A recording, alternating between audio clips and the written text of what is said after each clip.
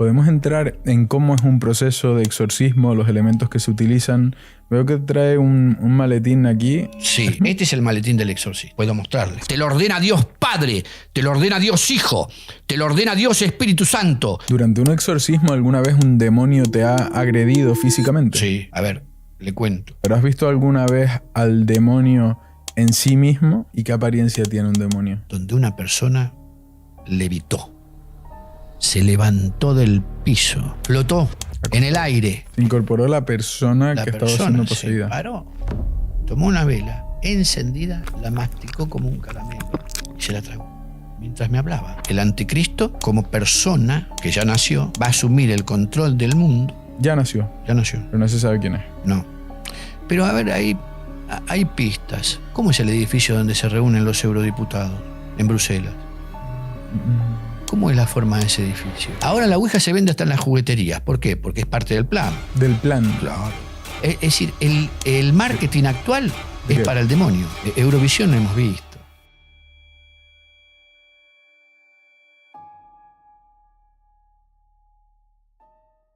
Antes de empezar el podcast me gustaría hablarte de un regalo exclusivo para nuestra comunidad que nos ha preparado Bienvenido, un invitado especial al que entrevistamos por aquí hace unas semanas. Como ya sabrás, el coste de vida en España y Latinoamérica no para de subir. Las hipotecas, la cesta de la compra, la gasolina o simplemente salir a tomar algo, todo se está poniendo inaccesible por culpa de la inflación y lo único que no suben son los salarios. La mayoría de la población tiene el mismo salario que hace 3 años, pero vive mucho peor. Básicamente estamos perdiendo el poder adquisitivo. Y quizás muchos de ustedes se hayan planteado conseguir un segundo empleo, intentar ahorrar en todos sus gastos o incluso mudarse a una zona más barata, a las afueras. Pero la realidad es que existen alternativas. Tienes la opción de aprender una profesión bien remunerada y con demanda que te permita tener, pues, la vida que deseas. Y esto es justamente a lo que se dedican Bienvenido y Conquer Blogs. Te enseñan una nueva profesión tecnológica que cualquier persona podría aprender desde casa en menos de 12 meses y así optar pues, a un puesto en remoto con salarios que pueden oscilar entre los 3.000 y 4.000 al mes. No importa que no tengas estudios, conocimientos o experiencia previa en el ámbito tecnológico. Para toda nuestra comunidad, Bienvenido nos ha preparado una clase gratis de 15 minutos donde te explica directo y al grano en qué consiste esta nueva profesión y cómo también tú podrías aprovechar esta oportunidad. Haz clic en el enlace de la descripción para ir directamente a esta clase gratuita. Don Manuel, bienvenido, estamos grabando ya. Muy bien, muchísimas gracias, don Pedro. Para mí es un honor estar con usted, ¿eh? Y bueno, y agradecido este día, don Francisco. No, para mí también es un placer estar con usted. Creo que por lo que he visto, bueno, ¿le puedo tutear? Por favor. Que te conservas muy bien. Acabas de decir tu edad fuera de cámaras y, sí. y digo... Sí. Bien. Así dice. Pues Manuel, nada, con muchas ganas de este podcast, la verdad. Un tema muy interesante. Ahora te pediré que des una pequeña introducción, pero bueno, por lo que tengo entendido, llevas prácticamente toda tu vida lidiando con el tema de exorcismos, es tu especialidad. Así es. Nos contabas antes de grabar que la cruz que llevas colgando del pecho te la dio el Papa. Sí, cuando estaba todavía en Argentina, el cardenal Bergoglio, él me regaló esta cruz cuando fui consagrado obispo de la Iglesia Luterana. Vale, y comentabas también que fuiste la primera figura latina. ¿Cómo era esto que dijiste? El primer latinoamericano y luterano presente en la mesa ecuménica del Pontificio Ateneo Regina Apostolorum, que es la cumbre de los exorcistas, ¿no? De acuerdo. En el 2019. De acuerdo. Me tocó allí dar una charla en el marco del primer encuentro ecuménico que hubo. Vale, pues si quieres, antes de entrar ya de fondo a entender lo que es un exorcismo, en qué consiste, si quieres cuéntanos un poco tu trayectoria, cómo ha sido, en qué edad descubres que te llama la atención o empiezas a involucrarte en estos temas y un poco cómo evolucionas y te desarrollas hasta llegar hasta a día de hoy, ¿no? Aquí. Bien, vamos a tratar de resumir 62 años, ¿no? Tengo sobre el cuerpo y mi vocación yo la descubrí a los 10 años de edad. Temprano, ¿eh? Muy temprano, sí. Súper. Sí, porque Dios trabaja, como dice Santo Tomás de Aquino, ¿no? Difícil a veces de ser citado por los luteranos, pero algunas cosas son interesantes, que la gracia supone la naturaleza. ¿Esto qué quiere decir? Que, bueno, Dios también trabaja con lo psicológico de uno, ¿no? Yo siempre digo que las carencias que me hicieron ir a la vida del trabajo temprano. A los 10 años comencé a trabajar, ¿no? Y la falta de mi padre en mi hogar, no solo con mi madre, y bueno, muchas dificultades. Ya se entenderá que un niño a los 10 años en el mundo del trabajo no es una cuestión poco amable, ¿no? Sí, es algo. Entonces, yo descubrí, cuando hacía el catecismo de la primera comunión, a los 8, descubrí a ese papá que Jesús predicaba. Y me sorprendió muy gratamente. Dije, qué bárbaro este Dios. Me encontré, y después alguien me dijo, internalicé a ese padre, ¿no? Tal vez por la misma carencia, como digo, de mi padre natural, ¿no? Y así fue que tomó la primera comunión, 24 de octubre de 1970. La fecha me la acuerdo porque nos regalaron una crucecita de madera en la abadía de San Benito. San Benito es el patrón de los exorcistas, curiosamente, ¿no? Nos regalaron a todos los niños una crucecita que decía compromiso. Y yo me lo tomé muy en serio. Estaba grabado en la madera, compromiso. Y dije, bueno, y así como varios chicos comencé a asistir a la misa, a ser el monaguillo del sacerdote, en la época en que había escuela de monaguillos. Eso era interesante. Es decir, la escuela de monaguillos ayudaba mucho a que surgieran las vocaciones en ese momento, ¿no? Entonces, allí, en la escuela de monaguillos, yo tenía asignada mis días de misa, los días de casamiento, aprendí mucho de la liturgia, de cómo apoyar, ayudar en la misa, de las lecturas diarias, y teníamos los monaguillos una obligación, que era la de ir a la confesión al menos una vez cada 15 días, ¿no? Entonces, era muy riguroso, y yo me sentía cómodo en todo eso. En una de esas confesiones el sacerdote me dice, Manolito, como me llamaban, ¿no? Manolito. A veces extraño ese Manolito. ¿No pensaste alguna vez en ser uno de nosotros? Y eso me tocó el corazón en medio de esa confesión. Estoy hablando de la abadía de San Benito, Mauri Villanueva, en Buenos Aires, en la capital de la República Argentina. Y salí de allí pensando, ¿y por qué no? ¿Y cómo le digo, don Pedro? Así comencé en el Seminario Católico Romano. Después, paso ya como aspirante, yo ¿qué hacía? Vivía en la parroquia y a su vez, al tiempo, las semanas me iba a la casa de mi mamá, ¿no? Iba y venía. Entonces era para mí desprenderme de mi cuartito de frailecito. Era muy difícil, ¿no? Pero volvía al mundo del trabajo. Después, cuando ya quedé, digamos, con la decisión de ingresar al seminario, las dificultades de mi familia no pasaron. Pero quiero decir una cosa. A mí la iglesia nunca me cobró nada. El párroco de la parroquia donde yo vivía pagaba el alquiler de mi mamá. Pagaba el alquiler de la casa. Pocos saben que estas cosas hay que decirlas también.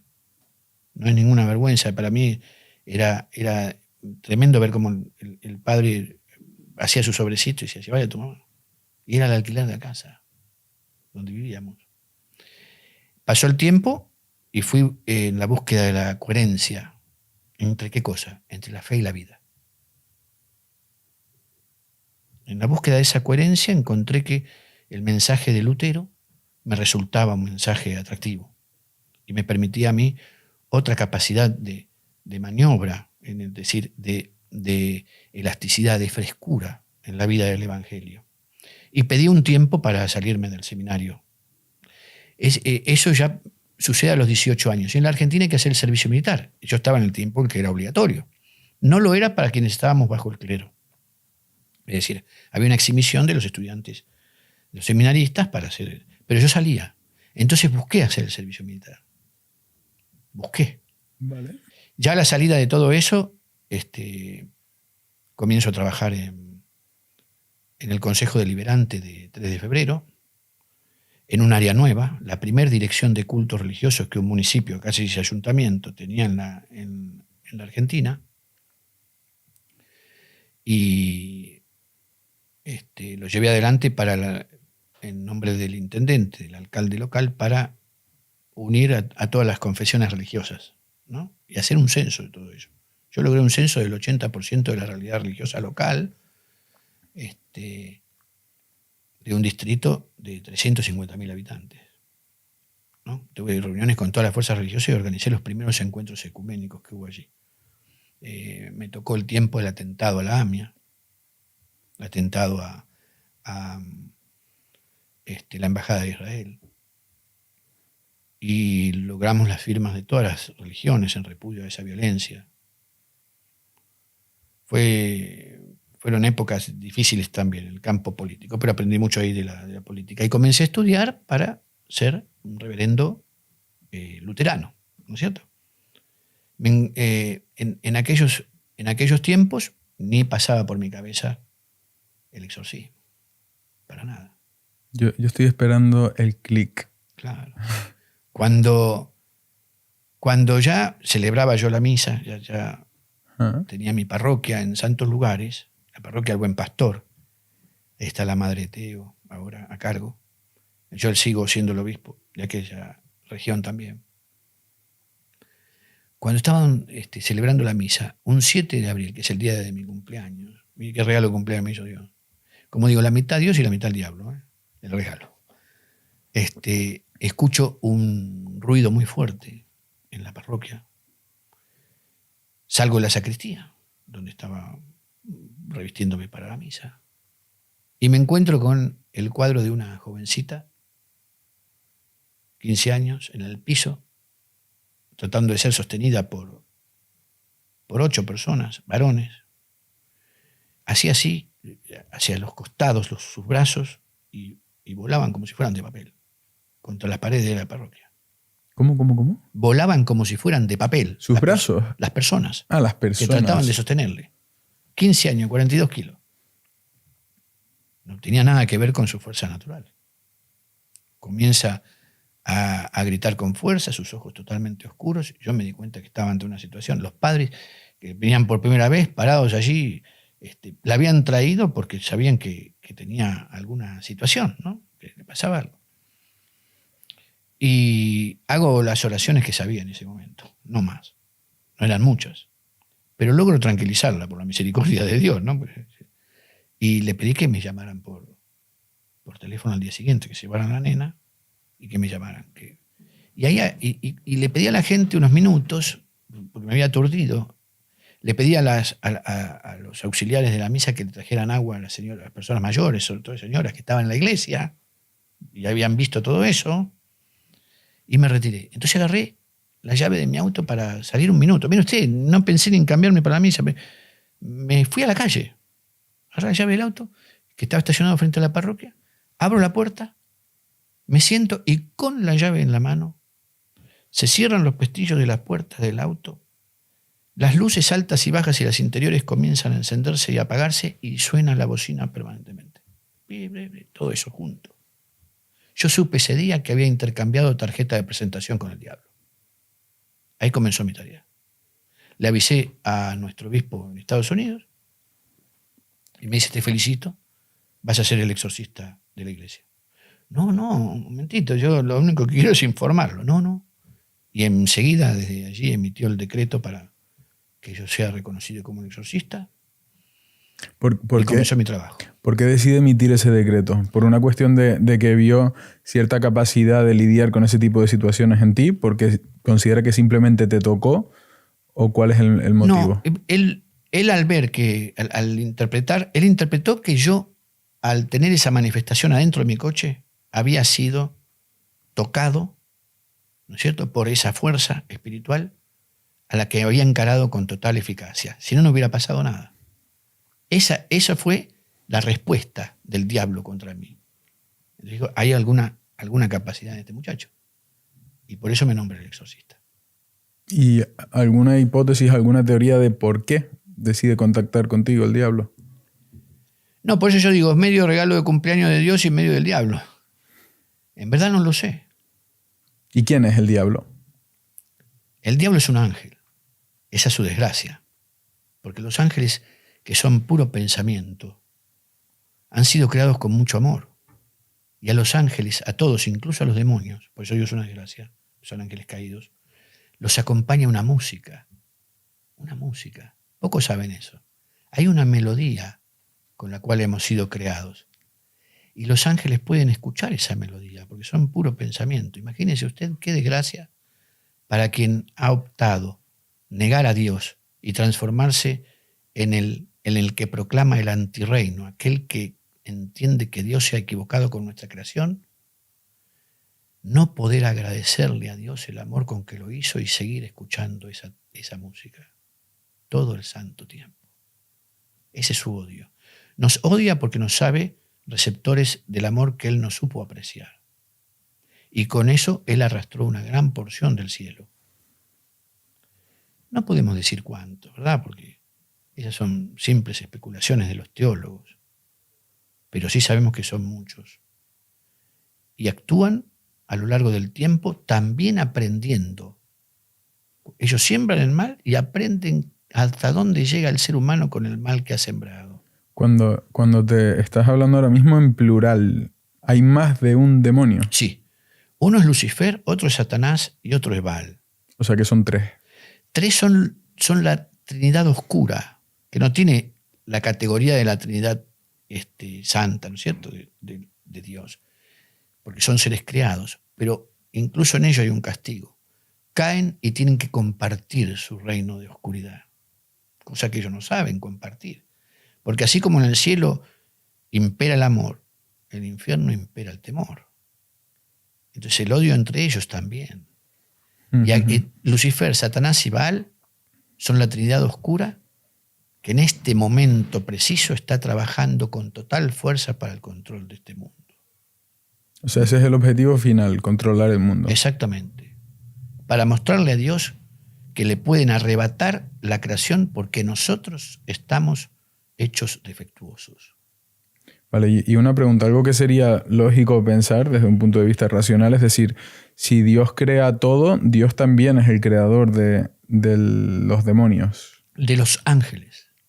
Los demonios son tales porque han tomado una decisión. Su falla de carácter ha sido creer que Dios se equivocaba al hacernos y pensar que tenían mayor razón que Dios. ¿Vale? O sea que lo traicionan de alguna forma. Lo traicionan, sí, es una traición. Y en esa traición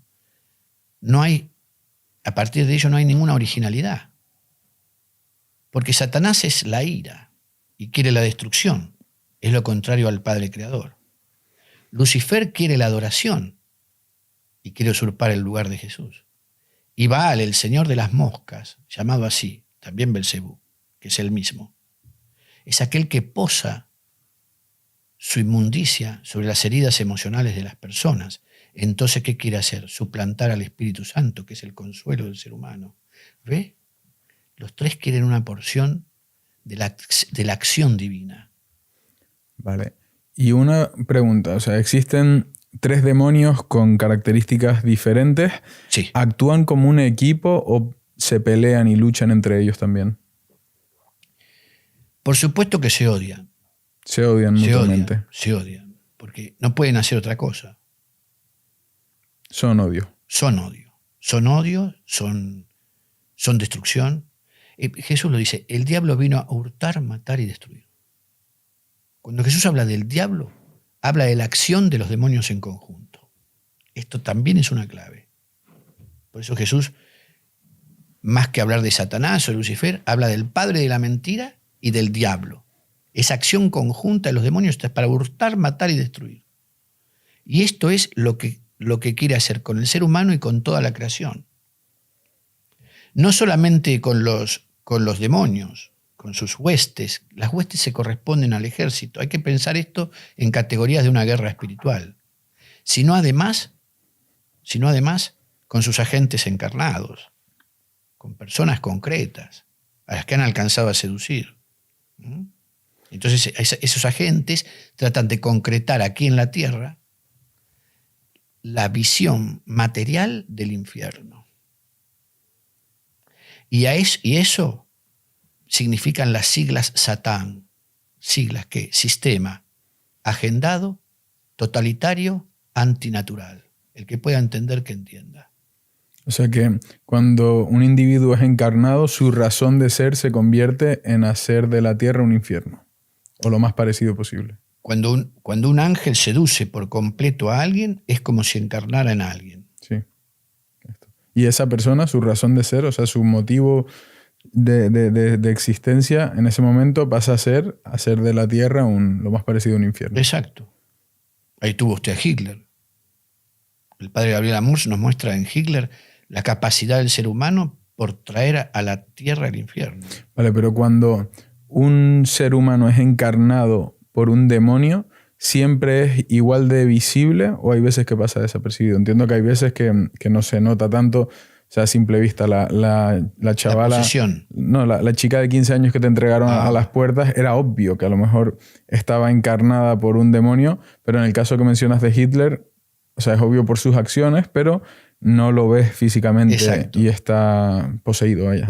Exacto. Usted ha llegado a un punto, don Pedro, muy interesante. Hay diferentes categorías de influencia satánica. ¿Y de qué depende el nivel? ¿De la persona o del demonio? Del demonio en general. ¿Del interés? Del demonio. Vale. Las personas en gracia no tienen que tener ninguna alarma respecto a la posesión. Otras son, como decimos, víctimas de la posesión expiatoria. Las personas en gracia. En gracia. En amor de Dios. ¿Los niños? Bueno, ahí entraríamos en un tema interesante respecto a lo que es la transmisión generacional. Vale. Hay una memoria generacional. Yo soy creador de las constelaciones familiares exorcísticas y las he presentado en Colombia y aquí en nuestra escuela formo consteladores exorcísticos. Entonces sí podemos decir, y esto le da un poquito de cosor a algunos, pero es la realidad, que así como se transmiten las facciones, se nos hacen parecidos al abuelo, esto, lo otro, o se habla de enfermedades hereditarias. Incluso para las enfermedades hereditarias y demás, ¿cuál es la causa primera? La transmisión de una herencia espiritual. Entonces hay demonios hereditarios, así como nos parecemos a alguien. ¿Me explico? Sí, perfectamente. Hay demonios hereditarios que hacen que una familia tenga a lo largo de su vida no solamente un ángel de la guarda, sino también un demonio de la guarda. Que lo llevan dentro. Exacto, y eso va perfeccionándose. Bien. Hablabas ahora que tienes una escuela de exorcistas. ¿Cualquier persona puede ser exorcista o lo seleccionas? Bueno, yo tengo una selección de alumnos, ¿no es cierto? Los voy seleccionando. No todo aquel que diga quiero estudiar, primero vemos... Hay un filtro. Exacto. Bien. Pero a partir de allí, la gran novedad nuestra es que somos una escuela ecuménica que sí acepta laicos y gente de otras tradiciones religiosas para ser exorcistas, sin lugar a dudas. Bueno, porque además, Jesús, cuando asciende a los cielos, ¿qué dice? Vayan, le dice a todos los que estaban allí, vayan, prediquen el Evangelio, bauticen en el nombre del Padre, el Hijo y el Espíritu Santo, sanen a los enfermos y liberen de los demonios. ¿No es cierto? Entonces, quiere decir que ese es un mandato para todos, no solamente para los ordenados. Esto también, ¿no es cierto?, enfrenta algunas visiones. Pero nosotros creemos que hoy por hoy, así como en la antigüedad no se quiso reconocer y hoy está apareciendo la figura de mujeres exorcistas, como Santa Catalina de Siena, Santa Hildegarda de Bingen en el siglo XI. Mujeres que han tenido capacidad exorcística. ¿Y de quién la heredaron? De María Santísima. ¿O acaso María no tenía capacidad exorcística? La tiene y está anunciada en el Génesis. Cuando Dios expulsa al hombre y la mujer, antes que eso les da una buena noticia. Le dice a la serpiente, te arrastrarás sobre tu lomo. Y la mujer, y aunque tú herirás en su talón a la mujer, ella te pisará la cabeza. Y estaba hablando de la Virgen. ¿Y quién pisa la cabeza? El exorcista del demonio, el exorcista. Entonces, si queremos hablar de una exorcista importantísima en la historia de la humanidad, es la Virgen. Otras mujeres exorcistas las hubo. Exorcistas invisibles, San Miguel Arcángel, que expulsa a Lucifer y a Satanás y a Baal del cielo, ¿no? Es decir, hay entonces en nuestra escuela posibilidades de que las mujeres y varones de diversas tradiciones, sin ser ordenados sacerdotes, sean exorcistas. Podemos decir que te has encontrado con el demonio, entiendo que en múltiples ocasiones, como por ejemplo la que nos comentabas de la chavalita de 15 años, sí. Pero has visto alguna vez, esto siempre a través de una persona, pero has visto alguna vez al demonio en sí mismo, como tal, o una silueta, aunque sea algo? Le voy a contar. Cuando con el paso del tiempo, fui notando que antes de hacer un exorcismo, yo no pasaba bien la noche, en diferentes grados. A veces... Antes, pero sabiendo que tenías que hacerlo. Claro, ¿Vale? porque al exorcismo no es que una persona toque la puerta de la iglesia y diga, necesito un exorcismo. No. Nosotros tenemos una planilla que hace las veces de una historia de vida, ¿no? Donde la persona responde preguntas que después van a los médicos y a los psicólogos de mi organización, y a partir de allí se ve si eso no es necesariamente un exorcismo, está sufriendo alguna situación que requiera el acompañamiento de salud mental, ¿no es cierto? A veces luego del exorcismo yo aconsejo también, ¿no? Pero la verdad es que al instante, por eso siempre se prevén los exorcismos, siempre se programa un exorcismo, excepto que suceda en la calle, como ha pasado por la transferencia de espíritus. Hágame acordar que le enseñen qué es la transferencia de espíritus. Vale. La noche anterior puedo yo o despertarme una vez, o no, o casi no poder dormir. Cuanto más dificultad tengo en el descanso, más fuerte es el demonio que voy a enfrentar. Entonces aprendí a reconocerlo en eso. Luego, si usted me dice, el mundo intermedio, a lo que la gente llama el bajo astral en los estudios esotéricos, el mundo intermedio, que es el infierno, es un mundo de larvas que vienen chorreándose, vienen cayendo sobre las personas. ¿Y dónde lo aprendí eso? Porque lo vi. Ahí le contesto, lo vi. Esa densidad, esa oscuridad hasta se puede palpar. Esa es la oscuridad. ¿Y qué apariencia tiene un demonio? ¿Es oscuridad simplemente? Es oscuridad y amenaza. Ojos de ira. Pero aquello de las risas y eso nunca jamás. En el más profundo silencio. Pero es una sensación, más bien. Es más bien una sensación. O sea, no se podría dibujar en un papel. No. Quien lo dibuja... tampoco el ángel es pasible de ser dibujado, porque es espíritu puro, pensamiento. Nosotros ponemos las alas por su velocidad y eso, pero son visiones antropomórficas. No se puede dibujar. Y en los encuentros que has tenido con demonios, que luego entraremos en cómo funciona un exorcismo paso a paso, cómo se trata, ¿se puede tener una conversación con un demonio? O sea, no está aconsejado. No está aconsejado a los exorcistas conversar con el demonio, ¿no? Por la acción de Jesús, cállate y sal fuera. Siempre había un mandato de Jesús de silenciar al diablo. Pero hay ocasiones en las que él comienza a hablar. Entonces ha recibido un permiso de Dios. Y es el momento en el que nosotros podemos aprender mucho. Yo he aprendido mucho de lo que ha hablado la gente. ¿Qué has hablado con demonios que te haya llamado la atención? Que el infierno no está lleno de fuego ni hay calor, que es totalmente helado. Wow. ¿Y por qué es tan frío? Es así de frío por la soledad de cada uno de nosotros. ¿Y de dónde el fuego? Pregunté. ¿De dónde? El fuego es la ira que llevamos dentro contra Dios. ¿Y saben la boca de quién me lo dijo eso? Me lo dijo en la boca de una señora, ama de casa, de unos 55 años, que estaba dando vuelta a la teología. Estaba explicando con claridad el mundo de la soledad profunda del infierno, con ese frío sin que nadie pueda ser abrazado por nadie, y la verdad de la ira que quema por dentro. Mire usted. ¿Y el infierno, si tuviéramos que definirlo, qué es el infierno? El infierno es la total negación del sentido de la vida. Ya empieza acá. Algunos sacan credencial de infierno. Acá. Por eso Jesús habla del rechinar de dientes, de la ira profunda de las personas. Esa ira ya es una credencial. Por eso aquí se nos invita a la serenidad y a la paz, no solamente porque esté de moda para hacer ejercicio de concentración, no, sino para no sacar credencial de infierno. Si hay una membresía, sí, empieza acá. Entonces el infierno es la negación total del sentido de la vida y la desesperanza que viene como respuesta a eso. Por eso el diablo, al poseer, no quiere destruir una vida inmediatamente. Antes quiere que esa vida desespere. ¿Para qué? Para que niegue a Dios.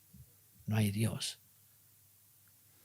La desesperación profunda de una vida indica una influencia satánica.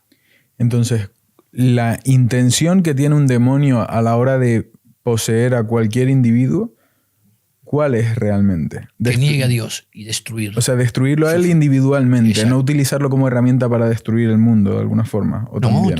a ver, ahí está otra forma de posesión. Hay diferentes categorías. Yo le hablé de la posesión expiatoria, por ejemplo. Vale. La posesión expiatoria es una posesión para señalar a la sociedad la realidad y la existencia del demonio. Una posesión expiatoria no puede ser expulsada por un sacerdote ni por un exorcista. ¿Por qué? Porque está allí como un testimonio. Caso Annalise Michel. En la película Emily Rose no se toma en cuenta que los sacerdotes no fracasaron. Annalise Michel pide ella, porque había recibido la oportunidad de quedarse libre de eso, irse, y le dijeron, si no, te podrás quedar y muchas vidas vas a salvar, mostrando la verdad del mal, la existencia concreta del demonio. Y ella opta por eso. Por eso, en verdad, es una santa. Aunque la iglesia no lo canonice, es una santa. Eso se llama posesión expiatoria. Es una posesión testimonial. Después está la posesión encubierta. La posesión encubierta es de personas que están totalmente normales, no van a tener una manifestación, que esa es la posesión clásica de las películas, o la de esta jovencita que hablo, muchas que he vivido. Y esa posesión encubierta es de las más peligrosas, porque la persona, muy inteligente, invadida, seducida por el diablo, va a buscar la negación de los valores e influir socialmente para que esa opinión llegue a la mayoría. ¿Me sigue? Los grandes predicadores de los antivalores de la vida tienen posesión encubierta. Y muchos están en la conducción de naciones. Wow. Porque esa es una guerra espiritual que se traduce en lo concreto. Por eso el Satán, el sistema agendado totalitario antinatural, no es otra cosa que la agenda del diablo. Y cuando esto se puede ver así, se entiende la profundidad y la seriedad del tiempo que vivimos. La posesión encubierta es una. Después está otra forma de posesión. Bueno, ¿qué es lo que señala con mayor claridad que hay una posesión? El enojo que esas personas sienten cuando se habla de la vida. Esa es una señal, equivalente a la manifestación de las películas. Nunca va a ser tal, pero sí va a haber un enojo tremendo contra la vida. ¿Ve?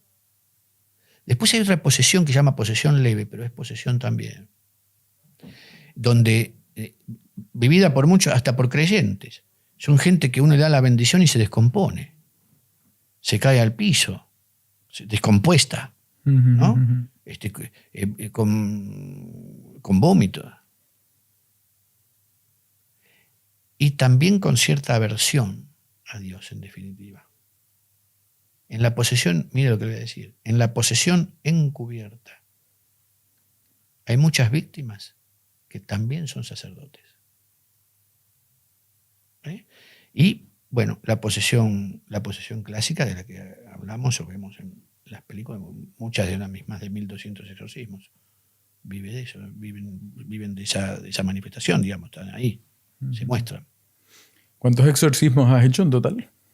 Paré de contar en el número 1200. No está mal. No, nada mal. Me encontré, si me permite hablar hablando de las personas del infierno, con alguien que no hemos mencionado, Lilith, hoy tan de moda. Lilith, la prostituta del infierno. La que algunos hablan de que, como si fuera un mito, que la primera mujer de Adán en el mundo espiritual. Ah, esta es Lilith, se llama también, ¿no?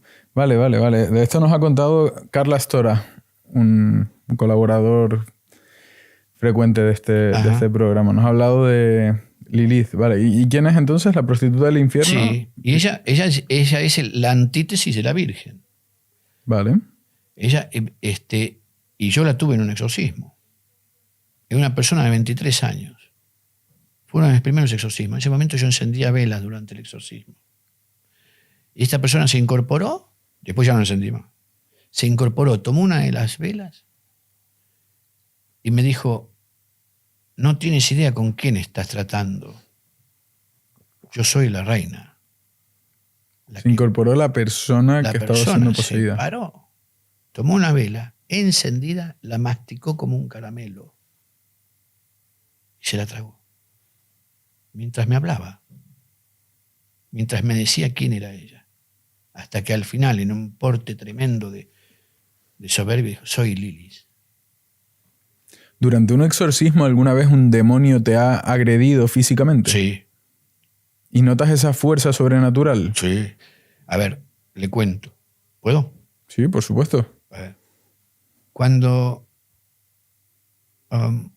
yo atendía en Buenos Aires, tenía una oficinita muy chiquitita, muy pequeñita, que le había robado a una parte de la santería de la parroquia. Entonces yo atendía en privado, porque comencé, después del caso de esta niña, trascendió a los medios y ahí comenzó un trabajo más público, ¿no es cierto? Recibo a una persona de 32, 33 años que me dice, no, sé que algo me pasa, para decir que algo tengo. Cuando hay una duda de esa naturaleza, pocos saben que existe el exorcismo preventivo. ¿Qué es el exorcismo preventivo? Es una oración hecha mentalmente mientras la persona habla y si le responde esa oración, estamos ante una posesión. ¿Está? Porque como estuviéramos conversando y yo hago una oración, no es el caso, usted es una exquisita persona, sino que ante esta señorita que yo no conocía, la hago la oración, la hago mentalmente. Es un exorcismo, se llama exorcismo preventivo. Cuando termino de hacerlo, me mira y me dice, no diga más eso. Yo no dije nada. Sí. Y le ordeno que no lo repita. Yo tenía en ese momento, este gesto es importante porque lo voy a repetir en otras circunstancias, papel y un bolígrafo sobre la mesita. Lo corro sobre el escritorio, lo corro, se lo paso y le digo, anota tu nombre.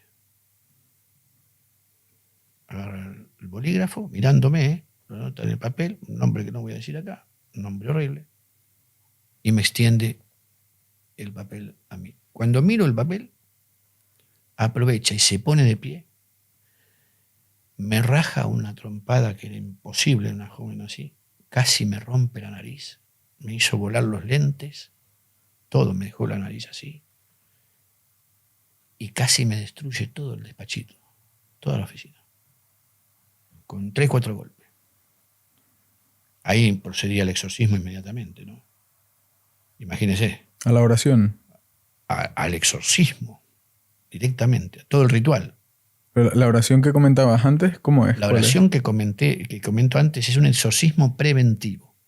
Es un exorcismo mental. Se hace un conjuro que indica que se expulsa al diablo, ¿correcto? En el nombre de Jesucristo y por el poder de su sangre, te expulso presencia maligna de esta vida. Pero mentalmente. Vale. Si esto es respondido, como en este caso, no diga más eso, no vuelva a repetirlo más. Estamos ante una posesión, porque me escuchó. Claro. Cuando terminó ese exorcismo, gracias a Dios bien la mujer, se retira. A los 2 años más o menos, año y medio, 2 años, recibo otra persona. Me dice, padre, y otra señora mayor, nos volvemos a ver. No será la primera vez que yo estoy con ustedes, discúlpame, se ha confundido. No, ya estuvimos juntos, es una oportunidad, en mi despacho. Estaba siempre el papel y el bolígrafo ahí. Toma ella, arrastra el papel, toma el bolígrafo, escribe el mismo nombre y me lo pasa. Y cuando yo lo leo y la miro, me dice, esta vuelta no te va a ser tan fácil. Bueno, por lo menos no te pegó. En ese momento me pegó. 2 veces el mismo demonio, porque el demonio es rencoroso. Pero cuando hablamos de este mismo demonio, no es ninguno de los 3 no, principales. Son las huestes. Ellos es muy difícil que entren en posesión. Huestes. Huestes ¿En qué consisten?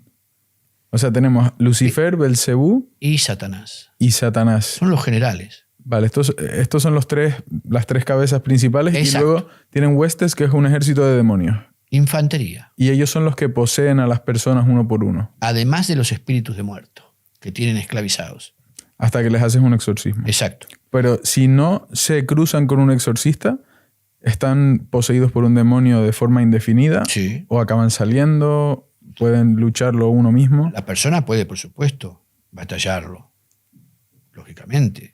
Con oración, con una búsqueda de cambio de vida, por supuesto que sí. Vale. No está condenado a la posesión, ¿no? La posesión no es una condena. Vale. Pero también están los espíritus de muertos que tienen esclavizados, como así también algunos espíritus de muertos que han sido jerarquizados en el infierno. Desarrollemos esto. Autoridad. ¿Cómo es esto? Judas. Yo hice el Vale. exorcismo de Judas. Yo tuve a Judas conmigo. Una persona que vino del Perú, porque desgraciadamente no hay tanto. Yo he recibido gente posesa de muchas partes del mundo. Esta persona vino del Perú. Expertus potes credere, solo el que sabe puede creer, ¿no? Si parecen cosas que yo me detengo acá porque a toda la gente, esto no es una novela, esta es mi vida, esta es la realidad. Es la realidad que yo le tengo que agradecer tanto a usted, don Pedro, y a don Francisco, de poder estar acá para comentarlo, para que la gente. Esto es medicina preventiva. Porque la gente tiene que saber que no todo depende de sí o de su cabeza, que hay influencias espirituales que rondan alrededor de ellos. Bueno, esta señora vino y al momento del exorcismo, una colchoneta que es violeta en el piso con una cruz que es roja, la persona se acuesta allí. El exorcismo no se hace en la casa, ¿no? La casa puede estar infestada. La infestación corresponde a la posesión de un lugar, ¿eh? Porque no solamente las personas son posesas, los lugares también. Vale. Entonces, y allí comienza el ritual, ¿no? El equipo del exorcista, que son sus auxiliares, el exorcista, y empiezan las oraciones. Esta persona, en un momento, hizo hasta el ruido de que se quebraba el cuello, se quiebra por completo, yace, y usted la veía, impresionaba una persona colgada, ahorcada. De pie. Acostada. Entonces empezamos a mencionar, y yo siempre en los exorcismos hay que explorar, a ver donde aparece la manifestación clara en la etapa del choque, porque hay varias fases en el exorcismo, allí hay que insistir.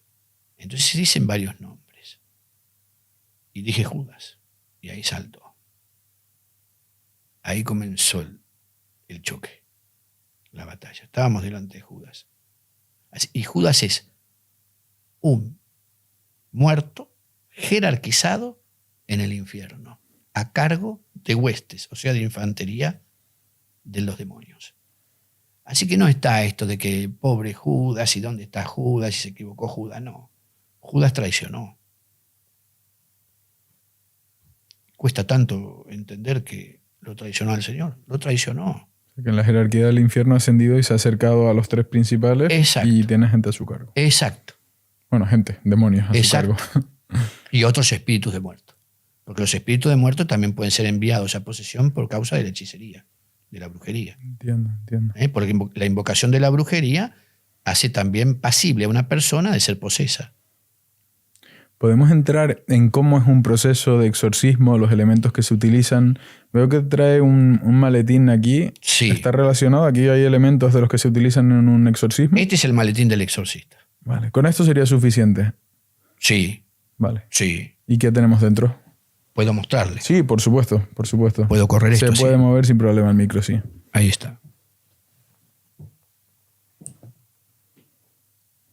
En todas las iglesias cristianas de tradición histórica se utiliza el agua bendita, la sal y el incienso, ¿no es cierto? Si quieres ponerlo sobre la mesa, perfectamente. Sí, voy a ir sacándolo de acá, ¿verdad? Para que se vea. Este libro que me trajo, Ritual de Exorcismos, aquí se explica, se comenta. Sí. O sea, Ahí está todo el ritual completo y otras oraciones, porque es una compilación de oraciones eficaces de diversas tradiciones cristianas, más incluso un apartado sobre aspectos esotéricos, curaciones de casas, o sea, el ritual toledano para la curación de una casa atormentada, que es equivalente al exorcismo de un lugar. Viene con oraciones incluso, ¿verdad? Tal cual, sí, señor. Es un libro de oraciones. Oración eficaz para cegar a Satanás. Uh-huh. Señor, que nuestros pies vayan juntos, que nuestras manos recojan unidas, que nuestros corazones latan al unísono, que bueno, esto no estaré aquí yo invocando nada, ¿no? No, al contrario. Vale. Al contrario. Que nuestro interior sienta lo mismo, que el pensamiento de nuestra mente sea uno, que nuestros oídos escuchen juntos el silencio, que nuestras miradas se compenetren profundamente fundiéndose la una con la otra y que nuestros labios supliquen juntos al Eterno Padre para alcanzar misericordia. Amén y amén. Hay un montón de oraciones, ¿verdad? Todas son oraciones para expulsar al mal de la casa, de la persona, de la familia. ¿Ve? Esa oración se llama oración de unanimidad. ¿Qué quiere decir unanimidad? Unidos en una sola alma. Donde dos o tres estén reunidos en mi nombre, estaré en medio de ellos. Por eso ciega al diablo. Wow. Lo primero que usa el sacerdote es la estola, Vale. que es de color violeta, ¿no es cierto? Va sobre los hombros. Es el color de la conversión, es el color de la necesidad de Dios, es el color del reconocimiento de nuestra poquedad delante de Dios, que es el que obra todo, ¿no? En mi caso, tiene, por supuesto, la cruz, que es la victoria contra el mal, y las señales de la pasión, que el diablo no puede imitar. Mucha gente piensa que ve a Jesús. Lo primero que tiene que hacer cuando lo veo en un sueño es mirarle las manos y los pies. Si tiene allí los indicadores de la pasión, está ante una visión divina. Si no, está ante un engaño.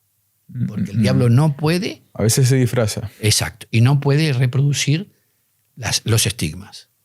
Porque son los que lo han vencido. Vale. Es el ritual formal. Vale. Acá tenemos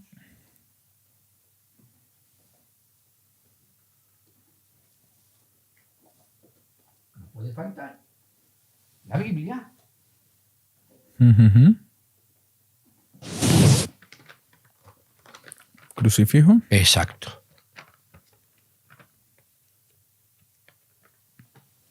Ahí está, ¿eh?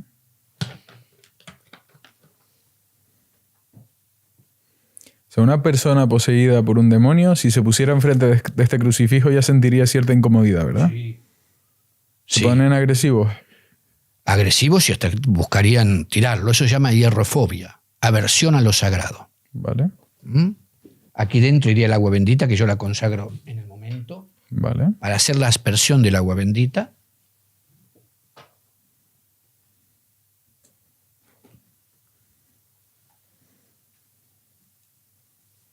Para algunos hermanos que entienden la fuerza de las reliquias, a mí me han regalado una reliquia del Padre Pío, entonces la llevo también conmigo, junto con la imagen de la Virgen, otra imagen de Jesús. Si se arma un altar en la casa,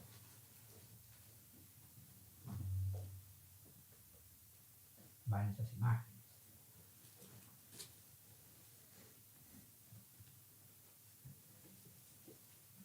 ¿Velas se utilizan también? Velas. Ahí le muestro. ¿Esto qué es? ¿Esta cajita y esta carterita? Este pequeño maletín tiene medallas. Vale. Trazado. ¿Sí?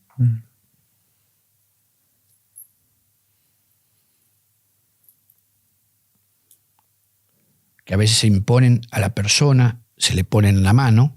Aquí está. ¿Y les quema? Y sí, les quema y hasta les marca. Hay muchos casos en que quedan marcados. Aquí está San Benito, patrón de los exorcistas de un lado, con su cruz, que es una cruz de exorcismo. Permítame. Pero que no me queme. No, ¿cómo le va a quemar a usted?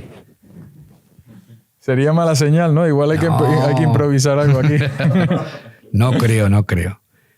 Y aquí está San Miguel Arcángel, el exorcista invisible, y este es para don Francisco. Ese es para usted. Muchas gracias. Este es para don Francisco. Muchas gracias. Miguel Arcángel y también el ángel de la guarda.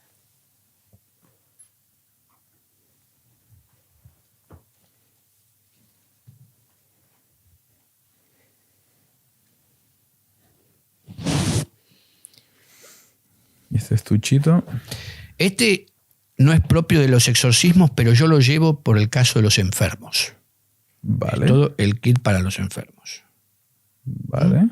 Pocos conocen que la cruz de San Benito, que es esta, la cruz de San Benito es escudo, pero la cruz de Caravaca es espada.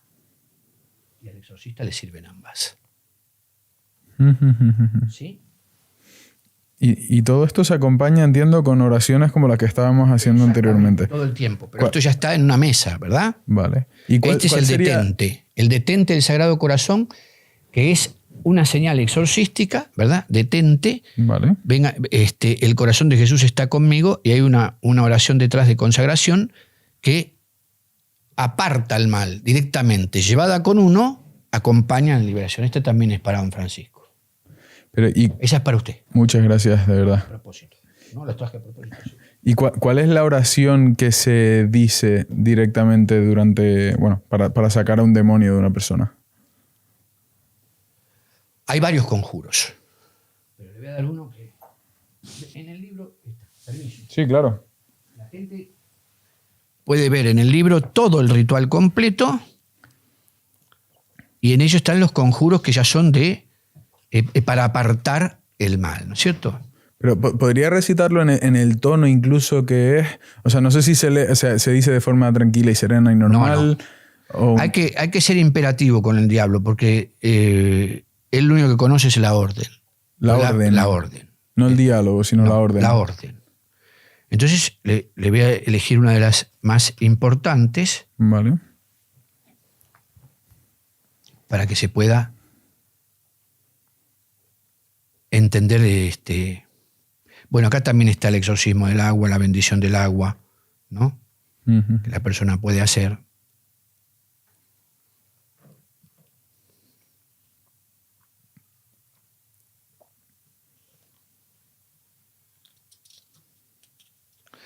Y hay que hacer siempre el gesto de la cruz sobre la persona, en algunas ocasiones con la estola impuesta sobre su cuerpo, sobre su cabeza o sobre su pecho, ¿correcto? Vale. Pero una de las más importantes oraciones de exorcismo debe ser dicha así.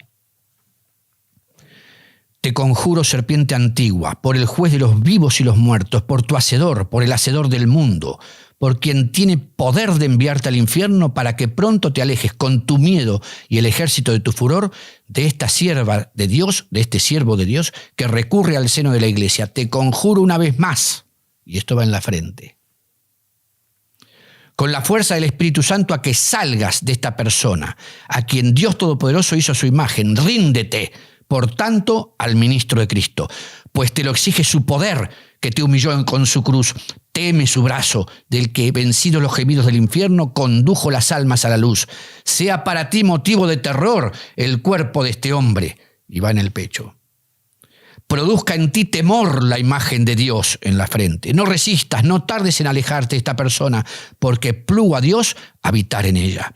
No pienses que puedes despreciarme. Te lo ordena Dios, te lo ordena la majestad de Cristo, te lo ordena Dios Padre, te lo ordena Dios Hijo, te lo ordena Dios Espíritu Santo, te lo ordena el misterio de la cruz, te lo ordena la fe de los santos apóstoles Pedro y Pablo y los demás santos, te lo ordena la sangre de los mártires, te lo ordena la continencia de los confesores, te lo ordena la piadosa intercesión de todos los santos y santas, te lo ordena el poder de los misterios de la fe cristiana. Sal, por tanto, transgresor, sal, seductor lleno de odio y orgullo, enemigo de la virtud, perseguidor de los inocentes. Cede el lugar a Cristo, cede el lugar a Cristo, cede el lugar a Cristo, en quien nada encontraste de tus obras. Él que te despojó, Él te destruyó y destruyó tu reino, Él te venció, Él te ató, el que despedazó tus instrumentos, el que te arrojó a las tinieblas exteriores donde está preparada la perdición para ti, junto con todos tus ángeles. Eres reo delante de Dios, cuyo mandato has quebrantado. Eres reo ante su Hijo Jesucristo, Señor nuestro, a quien te atreviste a tentar y presumiste crucificar. Eres reo ante el género humano, a que con tus sugerencias propinaste mortal veneno. Te conjuro, perversísimo dragón, en el nombre del Cordero Inmaculado que pisoteó la serpiente y el basilisco, para que te alejes de este hombre, que te alejes de esta iglesia, que te alejes de su hogar. Tiembla y huye al invocar el nombre sobre todo nombre, que es el de Cristo Jesús, ante el cual los infiernos tiemblan, a quien están sujetas las virtudes de los cielos y las potestades y las dominaciones, a quien con incansables voces alaban los querubines y los serafines, diciendo: Santo, santo, santo es Él, Señor de los ejércitos. Te lo manda el Verbo que se encarnó, te lo manda el que nació de la Virgen. Te lo manda Jesús Nazareno, que cuando despreciabas a sus discípulos, golpeado y postrado, te ordenó salir de un hombre en cuya presencia, cuando se separó de ese hombre, ni siquiera pensabas entrar en la piara de cerdos. Aléjate ahora, conjurado, en su nombre, de este hombre que él formó. Es duro para ti querer resistir, es duro para ti dar coces contra el aguijón. ¿Crees el suplicio para ti? Porque no es a hombres a quien desprecias, sino a aquel que domina sobre vivos y muertos, y que vendrá a juzgar a los vivos y a los muertos y al mundo por medio del fuego. Amén y amén. Esto entiendo que se puede leer, ¿no? No hay que sabérselo de memoria. Se puede leer, vale. junto con otras oraciones que no son necesarias leer, ¿no? En el nombre de Jesucristo. Por eso se lleva el libro en el maletín. Claro. En el nombre de Jesucristo y por el poder de su sangre rompo toda maldición, pacto, sello, lazo oculto, causa de enfermedad, maldición genética, hechizo, brujería, maleficio, conjuro, sortilegio, encantamiento, ensalmo. Lo rompo, lo deshago, lo desato, lo anulo, lo nulifico, lo cancelo, lo derribo y lo piso en el nombre de Jesús. Rompo y deshago todo lo hecho en el aire, el agua, el fuego, la tierra o el éter, por ser encarnado o desencarnado, en silencio o con conjuros. Lo rompo, lo deshago, lo desato, lo anulo, lo nulifico, lo cancelo, lo derribo y lo piso en el nombre poderoso de Jesús. Rompo y deshago todo lo atado, enterrado o sumergido en tu contra y contra tu familia. Lo deshago ahora en el nombre de Jesús y atraigo la presencia de los ángeles benditos del cielo a tu derecha, a tu izquierda, arriba, debajo, detrás y delante, San Miguel Arcángel abriendo tus caminos. Amén y amén. Wow. Una pregunta, puede sonar incluso estúpido y a parodia, pero en el momento que se menciona palabras alrededor de la figura del demonio, de alguna forma se puede estar invocando, dándole entrada, o sea, ¿es conveniente no hacerlo? El diablo no juega a ser diablo. Él lo es. Y toda ocasión. ¿En qué sentido? Y que toda ocasión en la que se lo invoque, no existen los juegos, como la Ouija, eso no son juegos. No, pero hablo, por ejemplo, técnicas. Solo el mero hecho de utilizar la palabra puede resultar una tontería, ¿no? Pero yo vengo de Dominicana ahora y allí te dicen, el diablo, qué difícil me la pusiste. Digo, que te digan, que te mencionen al diablo, que lo mencionen el diablo. Es como, wow, el diablo. Digo, no. Eso no es nada, no pasa nada. No, eso es una cuestión cultural, digamos, ¿no? Claro, no pasa nada. Como aquí algunos que hacen sus cosas sobre las hostias, ¿no? Vale. En España. Claro. Ahí Sí. no hay ningún... No hay una connotación de conjuro, de ritual. Para eso tiene que haber una voluntad expresa, ¿correcto? Vale. Porque solo con la voluntad expresa se firma el pacto. ¿Existen los pactos satánicos? Sí que existen, claro. Entiendo. No hace falta la sangre, pero sí. Vale. Y al recitar esos conjuros, ¿qué pasa con la persona que hace? ¿Empieza a convulsionar? ¿Se pone agresiva? ¿Grita? ¿Todo? La primera cosa que aparece en un exorcismo, cuando la persona es recostada, se llama fase de simulación. Ah, padre, ya me siento bien, estoy mejor, no se preocupe. O sea, porque los exorcismos siguen unos patrones de comportamiento medianamente... Sí, se pueden notar. Son predecibles. Sí. Vale. Porque el demonio, como digo, no inventa nada. Es el mono de Dios, busca copiar. Por eso no hubo iglesia de Satanás hasta que hubo iglesia de Jesús. Vale. O sea que empieza esa primera fase. Bueno, primero, ¿cómo se prepara todo esto? Bueno, esto se prepara en una mesa o en el altar, se dispone, ¿cierto? Con las velas, ¿Ya con la persona adelante? Antes. Después se le trae. Exacto. Recién después se ingresa acompañada por los asistentes del exorcista al lugar. No la familia, excepto que sea un menor. No la familia, porque no se permite, ¿no es cierto?, a la familia estar durante una cirugía dentro del quirófano, ¿no? Entonces, no, la familia no. Si es un menor, sí, por supuesto, su mamá o su papá, quien esté allí. Que me ha tocado hacer algún exorcismo de algún niño. Wow. Pero en la fase, luego de preparado el altar, la oración, la primera oración, esa que usted acaba de decir, la hacemos solos el exorcista y los asistentes. Que nuestros pies vayan juntos, que nuestras manos recojan unidas, lo que usted leyó. Esa no es una oración para la persona, es una oración para nosotros, para estar unidos nosotros. Acto seguido, le doy la absolución a todos, porque el diablo puede querer burlarse de alguno. Y como sabe leer a las personas, puede decir algo que avergüence a alguna de las personas o al propio exorcista. Ser exorcista no es un oficio, es un estilo de vida. ¿En qué sentido? Y el diablo puede utilizar cualquier carga que venga de emocional. A ver, un caso concreto. Tengo 62, ¿verdad? A los 40 yo pude viajar a mi provincia natal, que es Corrientes, a buscar la tumba de mi padre, a quien yo no había visto desde que tenía 3 años. Yo nací en Corrientes, de ahí mi familia, mi madre, mi abuelita materna y mi hermanita menor, fuimos llevados por mi mamá para buscar suerte de trabajo a la capital, como quienes, muchas familias. Por eso usted entenderá por qué comencé a trabajar tan niño. Entonces, yo tuve un sueño muy cerca de las Navidades de mis 40 años, de que alguien había fallecido, o mi mamá o mi papá. Como yo sabía que mi madre estaba con vida, digo, esto ha sido mi padre. Y viajé a Corrientes, por primera vez, a mis 40 años, a buscar a mi padre. Encuentro la tumba de mi padre que se había muerto el 24 de diciembre. A mi retorno, luego de todo eso, recibo. Ese día estaba, gracias a Dios, en reunión con gente del equipo de exorcistas evaluando, porque siempre tenemos que evaluar cómo iban las cosas, cómo estaba todo, cómo veían ellos, la experiencia de ellos también. Toca el timbre un matrimonio.